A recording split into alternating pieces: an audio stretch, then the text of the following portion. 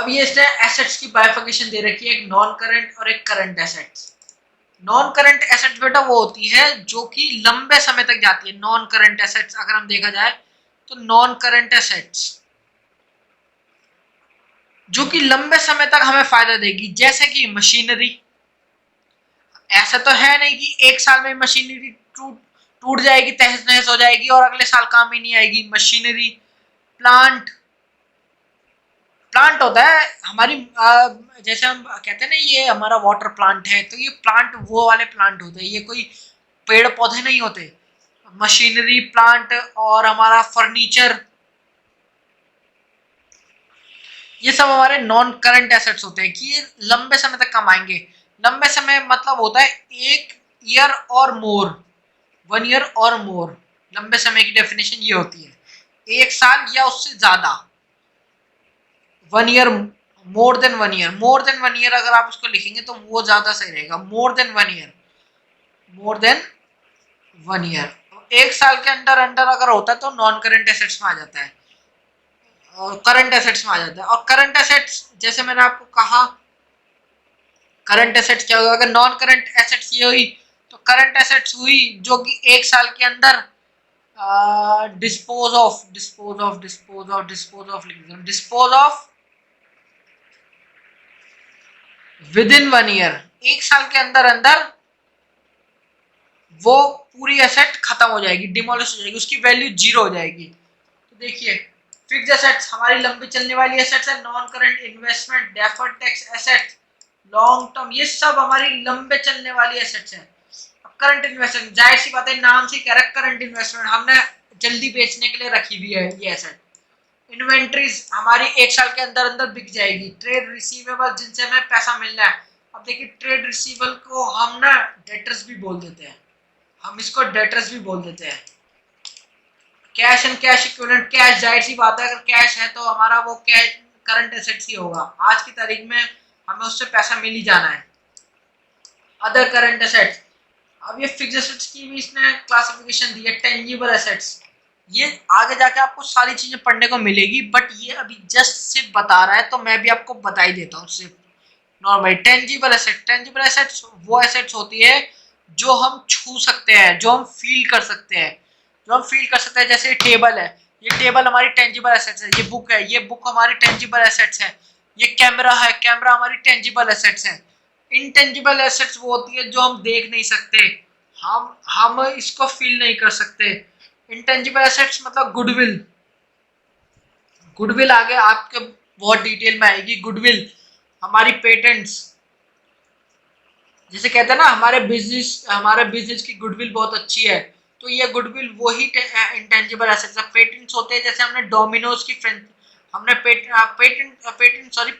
वो होते हैं कि हमने कोई आविष्कार किया नया, हमने एक डॉल बनाई तो डॉल का हम पेटेंट करा लेते हैं, वो हमारी एसेट होता है। वो हमारे कई साल तक हमें उसको वो जो है वो हमें फायदा देगा। जरूरी तो नहीं है कि 1 साल में हमने वो डॉल बनाई तो आज इसी साल बिक के वो खत्म हो जाएगी, हो सकता है अगले साल बिक जाए। तो अगली साल जो बिकेगी वो फायदा तो हमें कई साल के लिए दे रहा है ना, तो इसलिए हमारी वो एसेट हुई। ये चीजें आपको मैं बाद में बताऊंगा सारी, ये अभी आप ना ही पढ़े तो सही रहेगा। अब ये इन चीजों को डिफाइन करा कि लायबिलिटीज क्या होती है, लायबिलिटीज क्या होती है। जैसे कि मैंने आपको यहाँ एसेट बताया, capability to earn give economic benefit in future. Liabilities क्या होगी, लायबिलिटीज का मतलब क्या होगा, ऑब्लिगेशन टू पे। अब बच्चों बातें ये बहुत सारी बोलेंगे, क्रक्स यही है, ऑब्लिगेशन टू पे। जाहिर सी बात है बुक्स है, बुक्स बहुत ज्यादा बातें बोलती है और ऊपर से ये एनसीईआरटी है। एनसीईआरटी तो आप लोगों को पता ही होगा। लेकिन जो अगर हम सिर्फ बात की क्रक्स पे जाए तो सिर्फ इतनी ही बात की क्रक्स है कि ऑब्लिगेशन टू पे होती है हमारी लायबिलिटी। लायबिलिटी आर ऑब्लिगेशन और debt that enterprise has to pay. बात वही है, बात वही है, सिर्फ घुमा घुमा के बोलेगा हर बात को। They represent creditors. अगर आप सिर्फ इतने वर्ड पे फोकस करेंगे आपकी पूरा ये इतना बड़ा जितना भी इसने पैराग्राफ बोल रखा है वो सारा कवर हो जाएगा। अगर आप इतनी सी बात पे फोकस रखेंगे तो आपका पूरा एसेट का कॉन्सेप्ट तो यहीं पर ही क्लियर हो जाएगा। यहाँ पर आपका लायबिलिटी का कॉन्सेप्ट पूरा क्लियर हो जाएगा। चलते हैं भाई they represent creditor claim on the firm asset. बहुत ही देखिए फालतू की एग्जांपल दे रहा है समझाने के लिए, बच्चे समझदार हैं यार, उन्हें सिर्फ ये बताओ एसेट्स क्या होती है, capability to earn give economic benefit in future, कि जो जो भी एसेट हमें फ्यूचर में फायदा दे सकती है वो हमारी एसेट होती है। लायबिलिटीज क्या होती है, ऑब्लिगेशन टू पे, जिसको हमें पैसा देना है वो हमारी लायबिलिटी है। अब जैसे कि मैंने एसेट की बाइफिकेशन की थी करंट और नॉन करंट में, वैसी हमारा लायबिलिटीज की भी बाइफिकेशन हो सकती है। क्यों हो सकती है, जरूरी थोड़ा एक साल के अंदर मुझे पैसा देना है सबका, हो सकता है मैं एक साल बाद पैसा दूं, तो ये उन्हीं में डिफरेंस बाइफिकेशन हो जाती है। ये चीज मैं आपको बाद में डिटेल में समझाऊंगा पूरी। कैपिटल क्या होती है, कैपिटल होती है, अब क्या होता है ना, कैपिटल का वो मतलब होता है जब कोई बिजनेस कोई बंदा स्टार्ट करता है ना तो वो कैपिटल लगाता है बिजनेस में। मान लो मैं 1 लाख रुपए से बिजनेस स्टार्ट कर रहा हूँ कोई सा, तो यही मेरी कैपिटल है, सिंपल सी। मैंने कितना पैसा लगाया है, कितना पैसा मैंने लगाया है, कितना पैसा लगाया है बिजनेस में लगाया है, वही मेरी कैपिटल है, सीधी सी बात है। जितना पैसा मैंने लगाया वो मेरी कैपिटल है। अमाउंट इन्वेस्टेड बात खत्म, बाय द ओनर बात खत्म, यहीं पर ही बात खत्म हो गई थी। फालतू की बातें बाद में बोलते रहेंगे कि ये कर लो वो कर लो, बात यहीं पर ही खत्म हो गई थी पूरी। In the firm as known as capital, बस बाकी हमें पढ़ना ही नहीं। सेल्स, सेल्स क्या है, एक बच्चे से ही पूछ लो, जो अकाउंट का बच्चा नहीं भी होगा उससे ही पूछ लो सेल क्या है, वो बता देगा जो माल बिका, जो बिका वो हमारी सेल है। टोटल रिवेन्यू फ्रॉम गुड्स, वही बात घूम फिर के वही बात, रिवेन्यू। अब इसने कहा रिवेन्यू क्या होता है, रिवेन्यू वो होता है जो हम कमाएंगे, रिवेन्यू वो होता है जो हमने अर्न किया है वो हमारा रिवेन्यू होता है। These amount of business earned by selling its product or services, जो भी एक्सपेंसेस हमारे खर्चे, हमारी खर्चे क्या है, क्या आय है, वो हमारे एक्सपेंसेस हो गए, एक्सपेंडिचर। अब एक्सपेंसेस और एक्सपेंडिचर में क्या अंतर होता है, एक्सपेंसेस और एक्सपेंडिचर दोनों ही हमारे खर्चे होते हैं, लेकिन क्या होता है ना, एक्सपेंसेस जो हम बोलते हैं ये अकाउंटिंग की टर्मिनोलॉजी होती है। एक्सपेंसेस जो होता है ये हमारा रिवेन्यू खर्चे होते हैं, मतलब हमारे डे टू डे खर्चे होते हैं, डे टू डे बोले जाए तो डे टू डे, मतलब जो खर्चे एक साल से ज्यादा नहीं चलने वाले, जैसे हमने कोई हमने परचेजेस करी, हमने स्टॉक खरीदा, हमने माल खरीदा, तो जैसे हमने कहा माल एक ही साल के अंदर अंदर बिक जाएगा, तो इसमें जो ये खर्चे होंगे ये हमारे एक्सपेंसेस होंगे। लेकिन हमने कोई बिल्डिंग खरीदी, अब जाहिर सी बात है बिल्डिंग एक साल में तो खत्म कर नहीं देंगे, ये हमारे सालों साल चलाएंगे इस बिल्डिंग को, तो अब इस पे जो खर्चा होता है ये इसको हम एक्सपेंडिचर बोल देते हैं। सिर्फ इतना अंतर होता है एक्सपेंसेस और एक्सपेंडिचर में, बाकी अब ये कहानी बताएगा। Spending money, incurring liability, some benefit, service, property, received, purchase of goods, purchase of machinery, मतलब कोई भी एसेट अगर हमने खरीदी है बड़े जो हमारे एक साल से ज्यादा के काम आने वाली है वो हमारी एक्सपेंडिचर हो गया। प्रॉफिट जो अब हमारा हमारा रिवेन्यू जो है, मान लीजिए हमारा हमारा रिवेन्यू है, जैसे हमने रेवेन्यू बताया कि रिवेन्यू हमारा रिवेन्यू है, रिवेन्यू में से अगर हम एक्सपेंसेस माइनस कर दें, रिवेन्यू जो हमने कमाया था, एक्सपेंसेस जो हमारे खर्चे थे, ये आ गया हमारा प्रॉफिट। ये तो बच्चा बच्चा भी बता दे, इसके लिए हम 11th क्लास में आ गए, अब ये पढ़ेंगे क्या, ये हमारा रिवेन्यू है। गेन, गेन क्या होता है, गेन क्या होता है, अब मैं इस प्रॉफिट वर्ड में और गेन वर्ड में आपको अगर डिफरेंस बताऊं तो, प्रॉफिट जैसे मैंने आपको बताया कि प्रॉफिट ये होता है कि रिवेन्यू में से एक्सपेंस पास कर दिए, प्रॉफिट आ गया। अब क्या होता है ना, कभी कभार गेन वर्ड कहाँ यूज करते हैं, हमारे पास एक प्रॉपर्टी थी, मान लीजिए हमने 1 लाख रुपए में खरीदी थी, 1 लाख में खरीदी थी, अब हमने उसको सेल कर दिया 2 लाख रुपए में। मान लो गोल्ड था, वैल्यू बढ़ गई, गोल्ड था, तो अब हमने उसको सेल कर दिया 2 लाख रुपए में, तो ये जो 1 लाख का हमारे को ये हुआ है ना, तो हम इसको प्रॉफिट नहीं बोलेंगे, हम इसको गेन बोलेंगे अकाउंटिंग टर्म्स में, तो ये हमारा गेन होता है। देखिए ये इंसिडेंटल टू बिजनेस होता है। अब जाहिर सी बात है, गोल्ड अगर हमारे पास है तो हम हर साल तो उसको बेचेंगे नहीं, कभी कभी बेचेंगे तो ये गेन होता है। ये रेगुलर नेचर का नहीं होता। प्रॉफिट हमारा रेगुलर नेचर का होता है। लॉस लॉस कौन नहीं जानता लॉस? किसी को लॉस होता हुआ दिखता है तो वो मना करता है क्या कि मैं लॉस नहीं जानता क्या होता है? डिस्काउंट डिस्काउंट होता है। डिस्काउंट डिस्काउंट देखो सबको पता है। हर आंटी सबकी मम्मी जाती है दुकानों पे, कहती है डिस्काउंट दे दो भैया। डिस्काउंट होता है किसी अमाउंट पे लेस करना, किसी परसेंटेज को या कुछ भी वैल्यू को, ये हमारा डिस्काउंट कहलाता है। अब देखिए डिस्काउंट भी अगर मैं बाइफरकेट करूं तो डिस्काउंट भी दो तरह के डिस्काउंट होते हैं। एक होता है ट्रेड डिस्काउंट, एक होता है कैश डिस्काउंट। अब ट्रेड डिस्काउंट क्या होता है? क्या होता है ना, कभी कभी आपने दुकानों पे देखा होगा 10% ऑफ, 20% ऑफ, ये हमारा ट्रेड डिस्काउंट होता है। जो ये बड़े बड़े बोर्डों पे लगा के रखते हैं इतने परसेंट ऑफ, इतने परसेंट ऑफ, ये हमारा ट्रेड डिस्काउंट होता है। एक होता है कैश डिस्काउंट।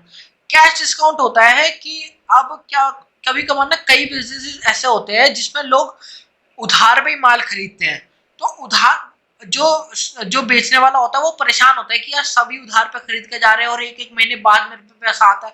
तो वो क्या कहता है कि मान लो 100 रुपए का प्रोडक्ट है, कहता है कि जी इतने का तो प्रोडक्ट है, मैं तुम्हें 10% कैश डिस्काउंट दे रहा हूँ, तुम अभी मेरे को 90 रुपए दो और मेरा प्रोडक्ट ले जाओ। अगर तुम उधार पे ले जाओगे तो 100 रुपए का पड़ेगा तुम्हें, लेकिन अभी 10% में कैश डिस्काउंट दे रहा हूँ, अभी 90 रुपए दो और ले जाओ मेरा मेरा माल 100 रुपए का। तो ये होता है कैश डिस्काउंट। बाकी ये कहानी बता रहा है वाउचर। अब क्या होता है ना, वाउचर क्या होता है? वाउचर होता है, आपने बिल देखा होगा, रिसीट देखी होगी, ये सब हमारे वाउचर के अंदर आते हैं। मतलब एक डॉक्यूमेंटेड प्रूफ कि हमने हाँ माल लिया है या माल बेचा है, कुछ भी किया है, सेल और परचेज जो भी किया है, ये एक डॉक्यूमेंटेड प्रूफ होता है जिसको हम बिल भी बोल देते हैं, रिसीट भी बोल देते हैं, इनवॉइस भी बोल देते हैं, कुछ भी बोल देते हैं हम इसको। ये हमारा वाउचर होता है। गुड्स में आ जाता है कोई भी सामान। ड्राइंग्स, अब ड्राइंग्स क्या होता है? कैपिटल क्या होता है? कभी जैसे कैपिटल मैंने आपको बताई थी ना कि बिजनेस, जो ओनर बिजनेस में पैसा लगाता है वो कैपिटल होती है। अब कभी कभार क्या होता है, अब एक ये ओनर है, इसके पास एक ही बिजनेस है, तो इसको अपना घर भी तो चलाना है, बीवी बच्चे भी तो पालने हैं। तो क्या करता है, ये उसमें से ना पैसा निकाल लेता है। उसमें से मान लो इसने 1 लाख रुपए लगाए थे और 1000 रुपए लगाए थे, 500 रुपए इसने और कमा लिए थे इसी कैपिटल पे, क्योंकि पूरे साल अगर बिजनेस धंधा करेगा तो कुछ ना कुछ तो कमाएगा या गवाएगा। तो मान लो इस साल के एंड में इस पे 1500 रुपए थे, इसने क्या किया, 300 रुपए निकाल लिए। तो इस निकालने का नाम ही है ड्राइंग्स। ये बच्चों की बनाने वाली ड्राइंग नहीं है, ये होता है जब कैपिटल में से पैसा निकलता है तो इस पे लास्ट में बचेगा 1200 रुपए, ये इसकी कहलाएगी क्लोजिंग कैपिटल। ये होता है ड्राइंग्स। परचेजेस, सब हर कोई जानता परचेजेस का मतलब क्या होता है, सामान खरीदना। स्टॉक क्या होता है? इन्वेंट्री। मान लीजिए आप ये किताब बेचने का काम करते हो, साल की स्टार्टिंग में आपके पास 1000 कॉपियां थी, ऐसी 100 कॉपी थी, आपने मान लीजिए 70 बेच दी, तो जो लास्ट में 30 बची होगी ये आपका स्टॉक होगा जो साल के आखिरी में होगा। ऐसी जब आप अगले साल जाओगे तो 30 आपका ओपनिंग स्टॉक होगा,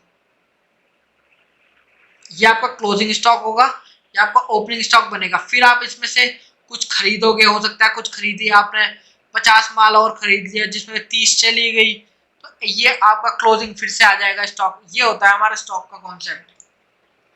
ये सारी चीजें हम आगे डिटेल में पढ़ेंगे बिल्कुल।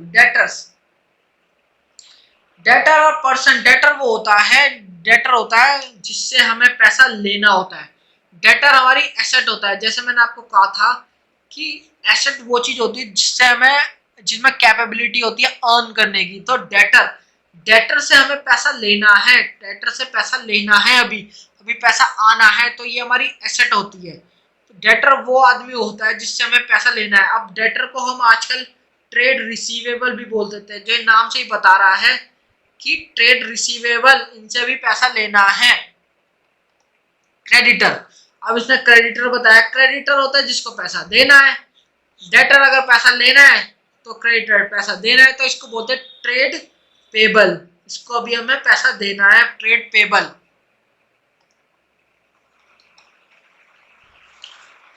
बस अब ये क्वेश्चंस आ गए, ये मोस्टली सारी चीजें खत्म हो चुकी है आपके चैप्टर 1 की। तो होप आपको ये वीडियो अच्छी लगी होगी और आपको पूरा चैप्टर समझ आया होगा। ऐसे ही मैं धीरे धीरे करके वीडियोस लाता रहूंगा। अगर आपको मेरा काम अच्छा लग रहा है तो आप प्लीज उसको अपने अदर ग्रुप में अपने फ्रेंड्स को शेयर करिए और उनका भी थोड़ा भला करिए, वो भी इस चीज को पढ़ पाए। क्योंकि आजकल एजुकेशन सिस्टम को बहुत बुरा कर दिया गया है, टीचर्स पढ़ाने को तैयार नहीं होते।